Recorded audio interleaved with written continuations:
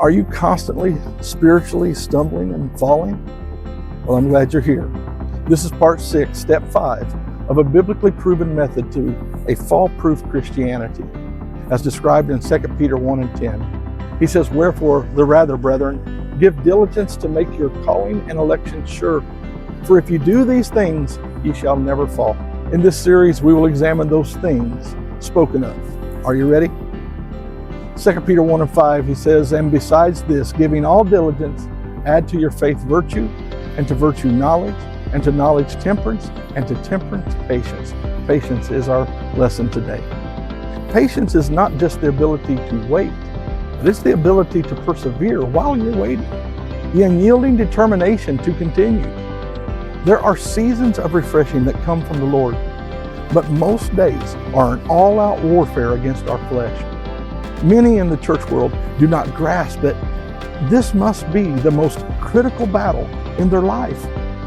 We are not here just to live in a state of His grace, but we are here to live in a state of His glory. The flesh will keep you weak. His master, Satan, does not want you to be strong in the Lord and in the power of His might. We must patiently guard our mind, our tongue, our environment.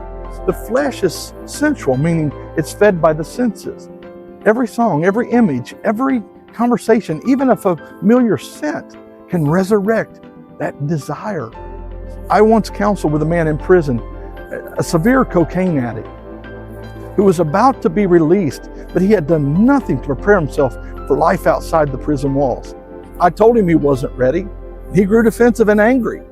So I poured some salt on my desk. He recognized it as salt. Then I placed a dull razor beside it and said, "Cut me out 5 lines."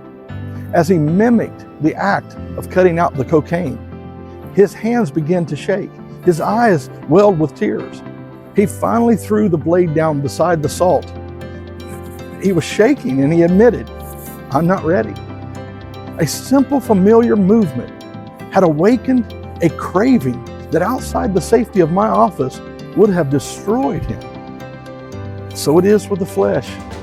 One moment of carelessness, one doorway left open, and the old man will rise. We must practice patience every second of every day. The war never ceases. But James 1 and 4 is a furtherance of this promise from Peter.